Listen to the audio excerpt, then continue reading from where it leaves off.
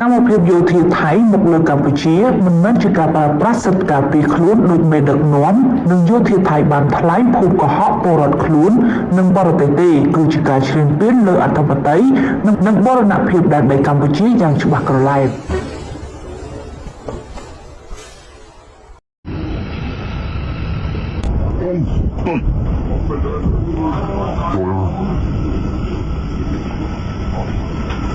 Não dia. Algum.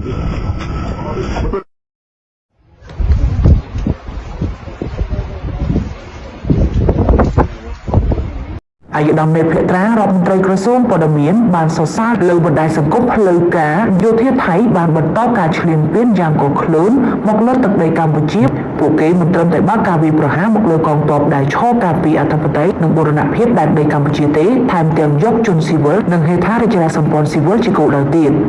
អាយដាមរដ្ឋមន្ត្រីបានបន្តថាភាគីថៃបានភូមិកុហកពិភពលោកនិងចោទប្រកាន់មកបង្កាច់កម្ពុជាដើម្បីបង្កហេតុបង្កើតលេសឈ្លានពានកម្ពុជាដែលពេលនេះពិភពលោកបានដឹងច្បាស់ថាថៃបានបើកការវាយប្រហារឈ្លានពានកម្ពុជា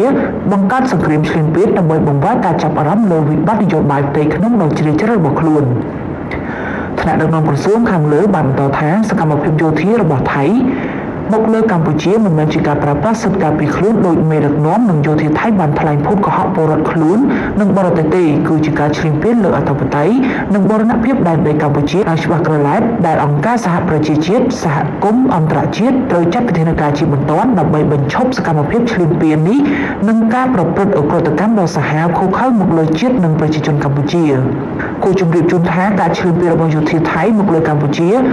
នឹងយកជនស៊ីវិលជាគោលដៅវាយប្រហារបណ្ដាលឲ្យជនស៊ីវិលកម្ពុជាស្លាប់17នាក់និងរបួស77នាក់ត្រូវ